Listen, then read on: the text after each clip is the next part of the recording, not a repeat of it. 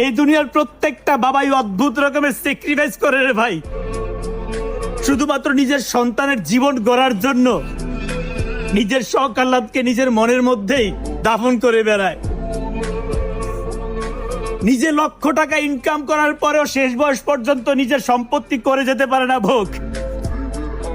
তারপরে এই সমাজের মধ্যে হাজারো সন্তান আছে, তাদের মনের মধ্যে আছে বাবাকে নিয়ে হাজারো অভিযোগ। তাই বলি কি ভাই, বাবা বেঁচে থাকতে সেই বাবাকে কদর করতে শেখো, আর না হলে নিজে যখন সন্তান জন্ম দিবে সেই সন্তানের কাছে লাঞ্ছিত হওয়ার জন্য নিজেকে প্রস্তুত রেখো। দীর্ঘ 7টা বছর গাধার মতো পরিশ্রম করে এই প্রবাসের মধ্যে দেশে গিয়েছিলাম একটুখানি শান্তি পাবো বলে।